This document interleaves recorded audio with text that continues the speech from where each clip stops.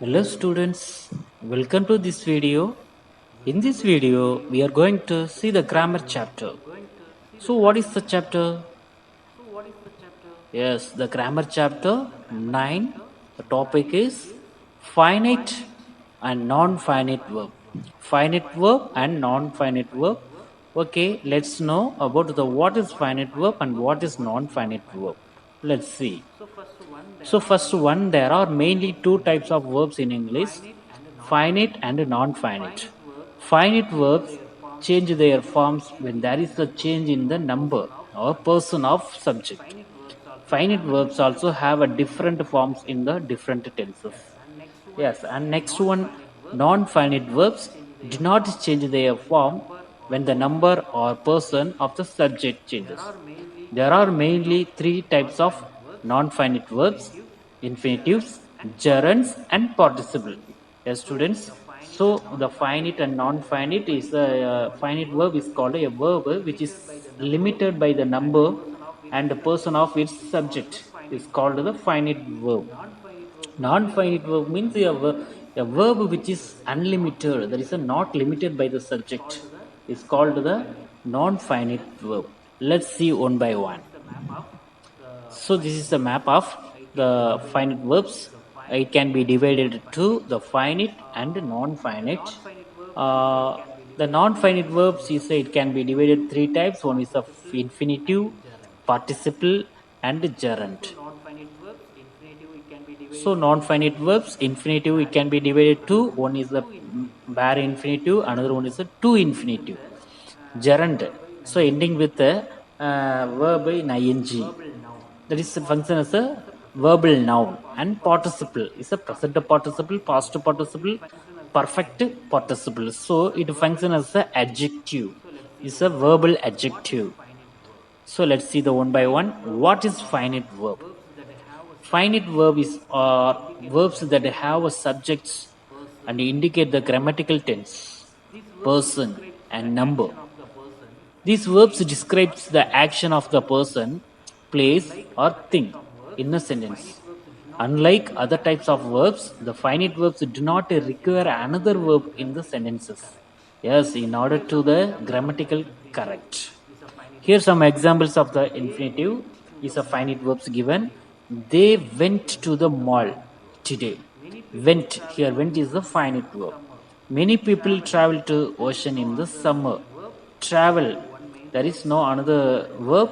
Only one main verb is the function here in the sentence, the travel. This is the finite verb. And next one, the lion is the king of jungle. Here is only the auxiliary verb function as the main verb. So this is called the finite verb. And the boy ate an apple. Ate. She wrote me a letter. Wrote. My uncle helps me. Help. The girl is reading. Is reading. So these verbs are called the finite verbs.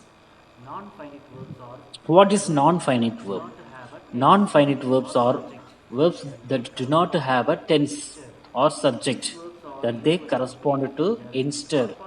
These verbs are usually infinitives, gerunds, or participles. So gerunds and present participle ends in ing, while past participle usually ends in ed, d, or t. So, non-finite verbs that is unlimited. Is unlimited by the subject is called the non-finite. So, a verb which is not limited by the subject is called the non-finite verb. For example, the girl wants to eat. To eat is a non-finite verb. She likes to sing. To sing is a non-finite verb. Walking is a good exercises. Is a walking. Walking is a non-finite verb. I wanted to play cricket. To play. We tried to climb the tree. To climb the tree. So here to climb the tree is a non-finite verb. Here it is a dangerous to drive on the slippery road. To play now, sleeping, wanted, and creating. So, but in the sentences, in these sentences, two verbs function. The two verbs are functioning in the sentences, is and to drive or to play. Seeing is not. is unwanted, saw uncreating. So the non-finite verb. So the non-finite verb, it can be divided three. One is infinitive, gerund, and participle. So infinitives, if an infinitive is used in the its full form, 2 plus verb 1 is the base form of the verb. So it can function as a noun. It can function as an adjective or adverb in the sentences. Another one is the bare infinitive. So base form of the verb without to is a non-infinitive verbs are used in the conjunction with the modal auxiliary verbs, which are considered the infinitive verbs of the sentences. For example, to run is often tiresome. Here, infinitive to run function as a noun, is a verbal noun. And I have suggested to help you study. To help, the function as an adjective. So, and next I can swim it. Here, the bare infinitive swim relies on the infinitive auxiliaries. We can to be the complete. So, it is non-finite in the sentences. So, is infinitives is a consist of two words, two plus verb. It is called the two infinitive: to play, to dance, to write, to see, to read, to sit. Bare infinitive are formed with the present form of main verb without to is called the bare infinitive. Let me try this problem. You need not go there. So these examples. Next, gerund. So what is gerund? Gerunds are ing forms of the verb that function as a nouns in a sentence because they do not have a grammatical function as a verb. Gerunds are always non-finite.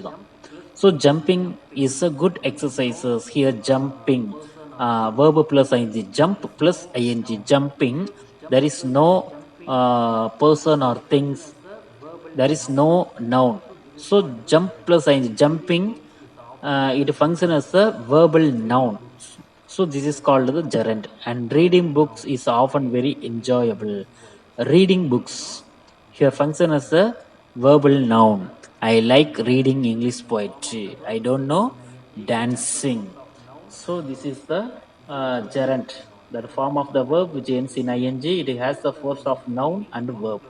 Is a verbal noun. It's a noun plus ing, reading, read plus ing, reading, walk plus ing, walking, swim plus ing, swimming, jump plus ing, jumping. Swimming is a good sport, jumping is a good exercise. So this verb function as a noun. That is a verbal noun. We call in gerunds.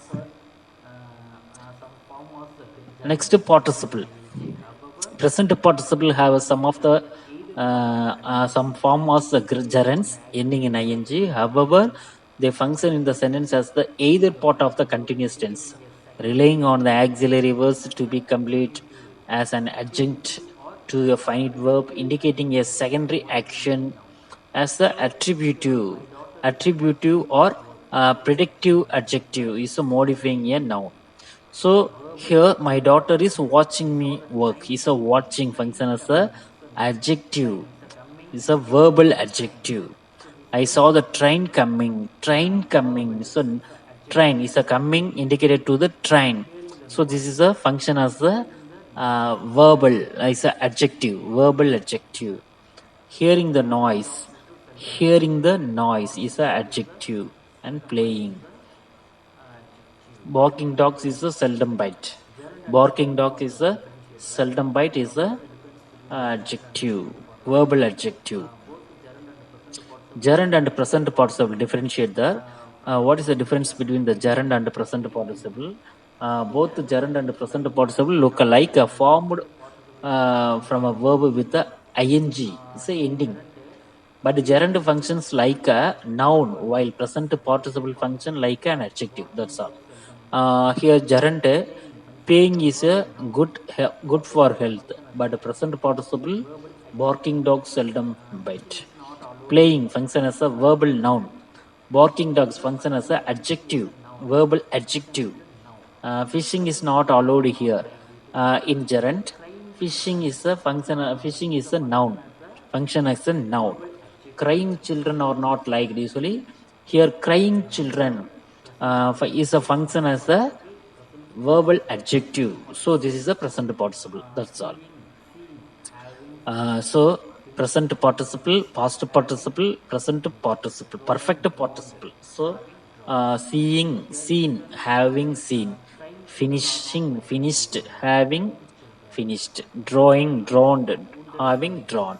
So here children, crying children are not like that usually. Crying children, broken glass, wounded soldiers, having here. So like this. Identify the finite and non-finite verbs in the following sentence. The first one, I like to play with my puppy. So here to play is the non-finite verb. She works hard to pass the test. To pass is the non-finite verb. Smoking is prohibited in the kitchen. Smoking is the non-finite verb. He went to the city to find